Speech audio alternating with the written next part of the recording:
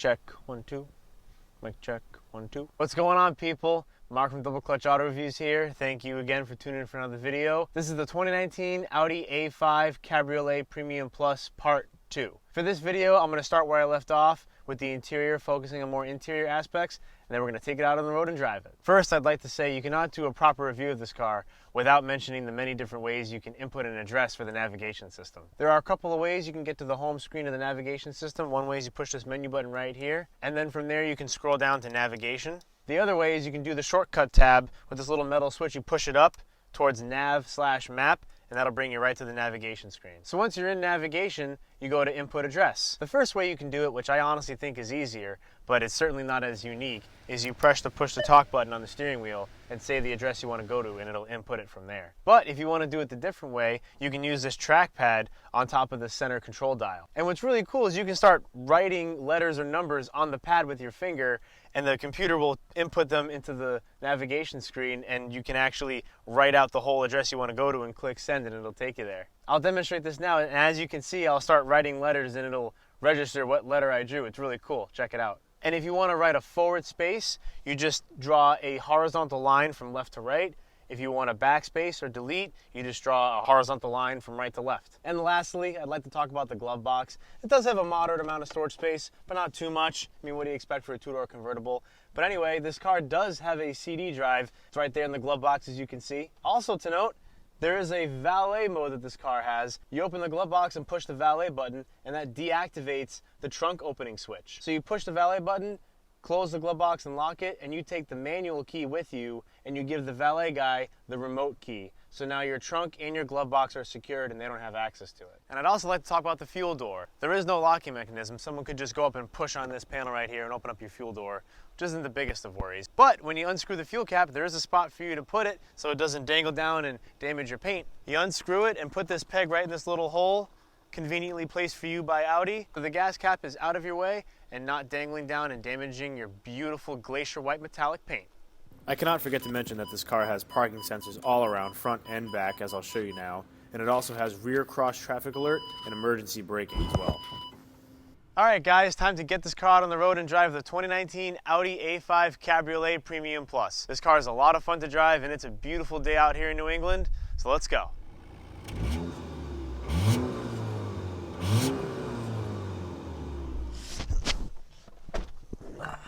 Alright y'all, let's get out on the road and have some fun. But first, since this is a convertible, we must put the top down. Even though it's like 45 here in New England today, we're still going to put the top down because how can I do a review of this car without having the top down, at least for some of the video. I'll do my best to get some good shots with the top down.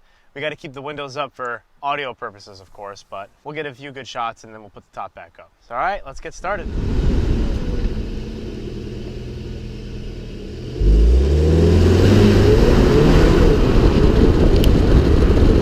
I cannot stress enough how pretty this car is. Inside and out, between the styling, that glacier white metallic paint, and this nougat brown interior, Audi just did a wonderful, wonderful job of styling this car. It really is one of the prettiest cars on the road today, and definitely the nicest looking car that my family's ever had. And the best part about having these heated seats, climate controls, and the neck warmer vents, you can put the top down on a relatively cool day and still be very comfortable. This Audi also has the electromechanical, speed-sensitive power steering. So when you're going slow in a parking lot or just getting out of your driveway, whatever, the steering feels very, very light. But when you're throwing around corners at higher speeds, the steering you can actually feel. It stiffens up and you really feel the weight of the steering change. Quite a dramatic difference, especially in dynamic mode. All right, gonna put it in manual mode. Let's go down to a dig. Downshifts are lightning quick too, that dual clutch. All right. Here we go. Let's give it the beans. Takes a little while to get going, but once you do, yeah, that turbo pulls strong. All right, shut her down a little bit. I'm gonna do some downshifts and hit it again. I love to hear those downshifts.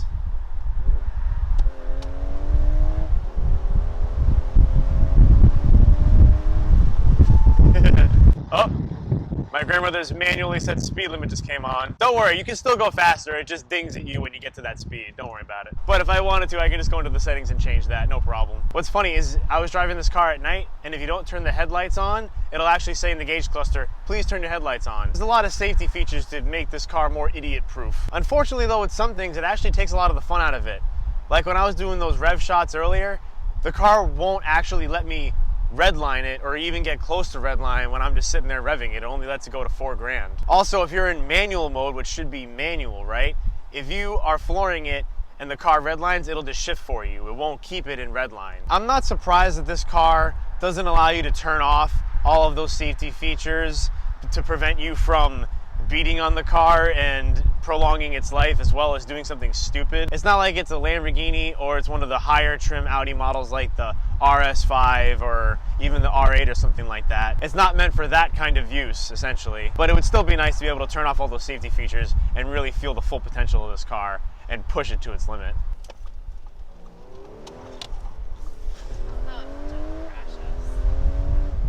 You can get this car sideways if you have traction control off and you push it, this car will go sideways. Holy shit. No, that was fun.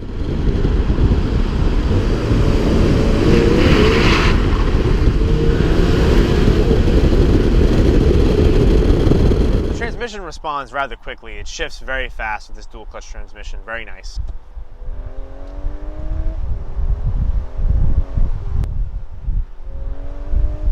You get into it though, it really performs. Performance is no slouch with this car, even though it's only the A5. I can only imagine how much fun the S5 or the RS5 are. It's weird, when you downshift and floor it, the car sometimes takes a second to register what you want it to do. I really don't like that. I wish it was more responsive. I like a more mechanical feel, a less electronic feel. I guess that's just the way that this car was built. It feels very capable, feels really planted in corners, very controllable. The steering is a little numb and artificial, but I can still tell where I am on the road and what the car is doing, what the tire is doing, what the drivetrain is doing.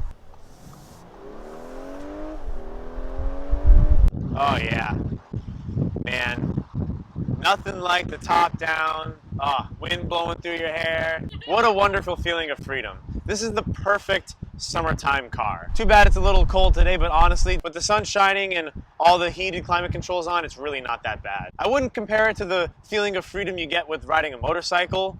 It's not quite that special, but with the top down, the music up, and the wind flowing through your hair, it really is a special experience that everyone should at least have once in their life. I love convertibles. I know that they're not great for performance because they're heavier, they have a higher center of gravity, it's not a rigid roof, it's a convertible top, so they don't have as much structural stability. However, if it's not a track dedicated car and it's just your fun summertime toy that you take out on a Sunday afternoon, this is perfect. Ooh yeah. Ready?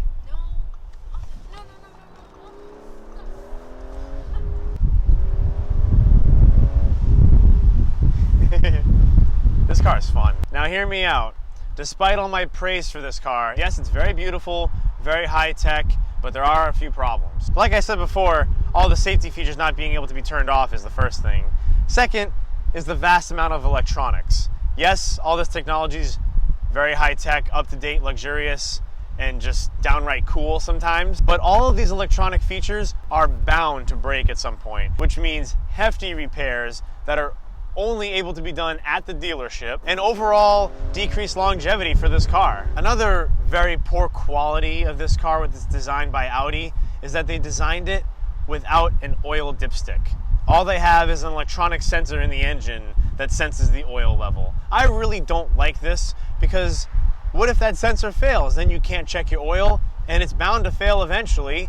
And when it does, it's probably gonna cost a fortune to replace. I talked to the salesman when my grandmother was buying this car. His reasoning behind it was, oh, well, that's in there so you don't have to open the hood and get your hands dirty when you're checking the oil. You can just go into the infotainment screen, into settings, and check the oil level and see that it's okay. I would much rather have a manual dipstick that I can check myself. It's really just planned obsolescence at its finest. That's why I will always love older vehicles, purely for the fact of being simpler, more mechanical feeling, and easier to work on. All right, so we're gonna stop now, put the top up, and then we'll get back out on the road and take it on the highway. All right, putting the top up, windows come down a little bit, trunk opens, roof folds back on top and automatically latches and you're good to go. Since I needed to find out for sure to give you, my viewers, the most accurate information possible, I had to try putting the top up or down while driving, and as you can see here, you certainly can. Amazingly, you can put the top up or down going over 30 miles an hour. I didn't go faster than that because I was scared I was going to break something. This is convenient how you can do this if you absolutely need to. However, if it's not an emergency, I would advise just pulling over and putting the top up or down. My worry is a large gust of wind could hit it, plus the wind from you moving forward and possibly damage the mechanisms. To me, it's not worth it. It only takes a minute every time. I would just pull over and do it. All right, with the top up, we'll get back out on the road.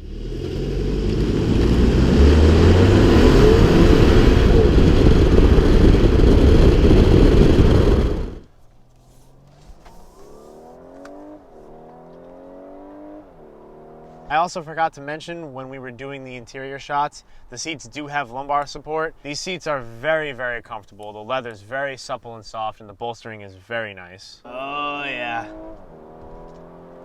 The A5's fun aspect really comes out when you're giving it the beans with the top down, throwing it around corners. Truly is a very fun car to drive. The max torque of this car hits at just 1600 RPMs. So even though it takes a little while for the car to register what you want it to do, and it takes that second and then it hits, the engine just starts pulling right after that though. The torque hits very early on in the power band. Later on in the power band, you can kind of feel the power start to die off. And of course, I'm driving right now in dynamic mode the whole video. I'm not even putting it in comfort mode. I would like to mention though, that comfort mode is very nice, quiet, with very light steering, but still handles perfectly fine. Dynamic mode is obviously just way more fun for me. I would say another one of the worst aspects about this car is the fake exhaust / engine noise. I hate to admit it, but it actually does sound pretty good, but I know it's fake. And I just really wish that Audi and other car manufacturers didn't do stuff like that. I mean, why? It's not really necessary. Why don't you just make an exhaust that sounds good naturally? I guess maybe it's because they're thinking they want you to have a fun experience and hear an exhaust and engine sound when you're flooring it and having fun, but they don't want you to upset everyone in the public and disturb the peace with a loud crackling exhaust flying by. To me personally, just make the exhaust sound good naturally. You don't need to be piping it through the speakers. That's an unnecessary waste of technology. So we just got gas, and right now I'm going into vehicle settings to show you the speed warning configuration. You click on the left silver button to the left of the control dial to go to the selection page. You go down to driver assist and you can see speed warning. You click on it. Right now my grandmother has it at 75 miles an hour, and it's really funny. You can turn it all the way down to 20 miles an hour, so you can be warned when you are going 20 miles an hour, or you can turn it all the way up to 150. You know, just in case you're not sure if you're going 150 or not yet, and you'd like the car to tell you when you're going 150 miles an hour. But this really doesn't make that much sense because apparently the car is electronically limited to 130. So I don't know where they got that extra 20 miles an hour from, but beats me. I also forgot to mention this car is equipped with automatic rain sensing wiper blades. You just set it to auto on the wiper stalk, and if the vehicle senses that rain is starting to fall, the wipers will automatically kick on to the speed that's appropriate for the amount of rain that's falling. I think that's a very neat feature. Here we go, gonna give it the beans. Yeah, good torque down low. It really picks up and goes, it does. And of course I have traction control off. There's no other way to drive a fun car like this. I don't know if I mentioned the LED lighting all around earlier when I was talking about the exterior, but if I didn't, I'll show you now clips of the turn signals, the headlights, taillights. I really love the way the turn signals illuminate from the inside of the car going to the outside of the car, as if it's going in the direction that you are turning. All these neat little fine touches about this car really add to the whole experience. You truly feel like you're in something special when you're driving this car. My #1 favorite quality of this car is purely its looks. Yes, it drives very well, but every panel, every body line, all the lights, the headlights, taillights, everything just looks so good. The interior looks so good and it feels nice to sit in here. I'm not really used to anything this expensive or luxurious for a car. I guess it's just because I'm used to early 2000s economy cars and that's the standard that I'm used to. All right, getting on the highway now. Oh yeah, oh my God. Accelerates up to speed very, very easily. Woohoo! And when you're on the highway, this thing cruises you do not feel like you are going as fast as you are. Truly a testament to German engineering. I've heard from many people that German cars are over-engineered. This car certainly feels like that, 100%. Like, I'll put it in manual mode right now, and I'm cruising on the highway. I'm in 7th gear, which is top gear for this car. I'll drop it down to 5 and punch it. It's slow to accelerate from a higher speed. Once you get going, this thing is just so smooth. It handles high speeds so well. When you let go of the steering wheel, as I'm showing you now, it goes dead straight. This thing is solid. Between the driving experience and the way that the interior feels with all the switches, everything is tight and solid. That's the best way to describe it. Coming in hot.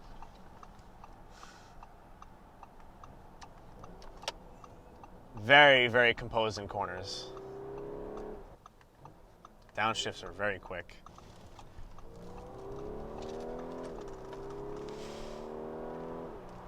Ha.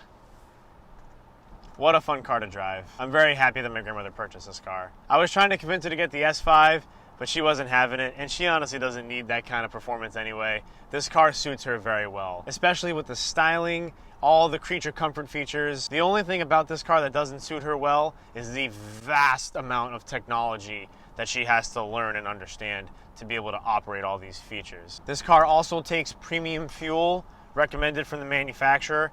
You could probably get away with putting in regular gas and have no problems. However, the dealer does say if you put in regular gas and anything happens, it might void your warranty. You can certainly feel the weight of the steering change when you're pushing it through corners. It really gets heavier. And you can certainly feel the difference. Oh yeah, coming in hot.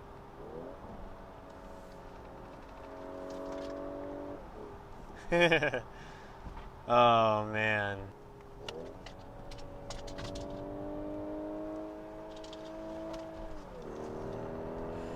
Please slow down. Woo! GoPro's rolling around back there. I shifted way earlier than that. I didn't mean to rev it out that far. Sometimes it takes a while for the transmission to respond when shifting up a gear. It's weird. If you're not carrying a lot of cargo, this would be an excellent car for a long commute. It handles highway speeds very well, and it's an inline 4-cylinder, so you're not getting too bad of gas mileage either.